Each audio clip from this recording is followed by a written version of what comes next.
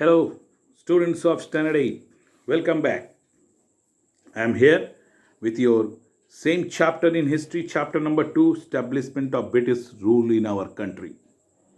We have seen how the foreigners have came to our country. We have seen how English has came to our country, got permission from Mughal Emperor Jahangir to do business by sending two ambassadors, William Hawkins, Thomas Roe, who has came to our country and got permissions. So we know that different countries, different European countries came to our country for doing business. Dutch, Portuguese, French, and the English. They came to India as traders so that they could make huge profit through trade. The center of trade for all of them was the same, India. They have came to from their countries, different countries, to do trade with eastern countries, but their main place or main aim was to do trade with India. The problem was that all the companies were interested in buying the same thing from India. They came to India for doing business, but not for different types of products. Their main products were the same. Their center is also same. Their product which they wanted to purchase from India were also the same. What are those? The fine quality of cotton and silk produced in India had a big market in Europe. Pepper, cloves, cardamom, cinnamon, too were a great demand. Competition among the European companies, European companies has inevitably increased the price of each and every product. Everybody wanted to purchase same thing, so automatically the price of those things will be increased. Whoever will give more money, that things will be them, and this reduced the profit that could be earned.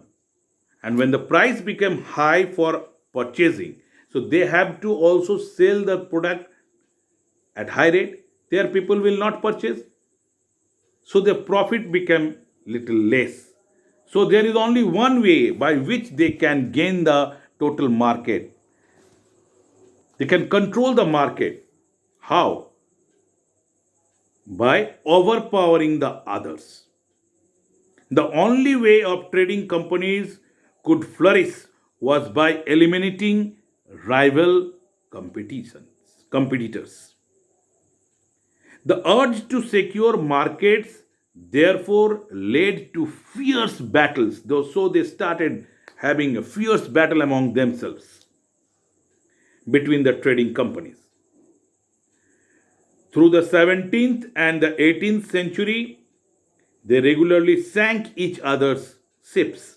They started doing fighting with each other. When they come through the seas, they used to have fight in the seas only. They sank each other's ships, blockaded routes, and prevented rival ships from entering the country. And if they are moving with the supplies, suppose they have purchased the things from India and now they are going to their countries, they are sinking them, they are looting their sea robbery they are doing. So in this way they had a great fight with each other.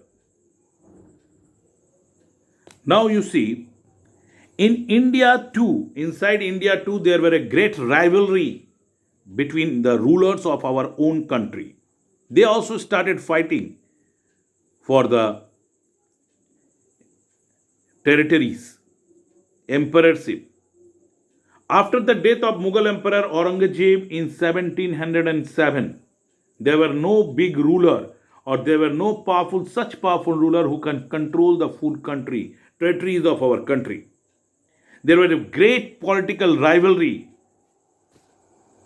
to overpower each other. So they started fighting amongst each other.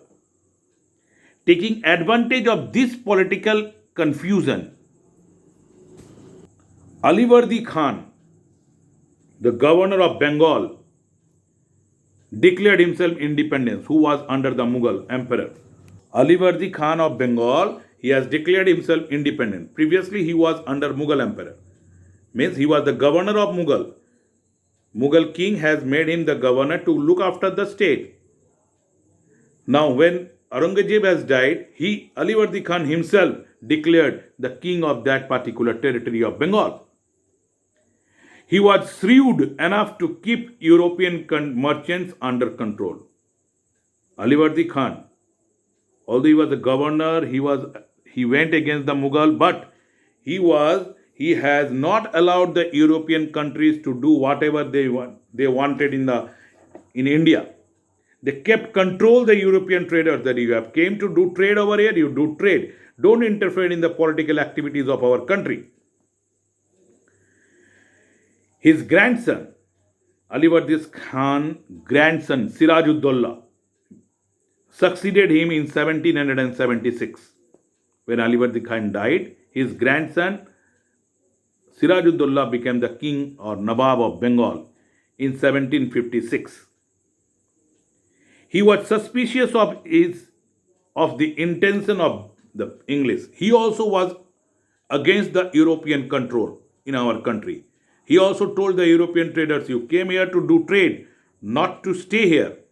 Don't build fort, don't keep your army, everything we will give you safety. Don't bring your own army, don't keep your own army, don't build fort over here. He was very suspicious on Mughal, European traders. And European, especially the Britishers, did not want it that Siraj-ud-Dowla should interfere in their work. So he came into conflict with them, with the Britishers. He was, however, defeated by the English in the Battle of Plassey. What is Battle of Plassey? When it has been fought? With whom it has been fought? Why he was defeated? We will go through in the next video. Till then, thank you.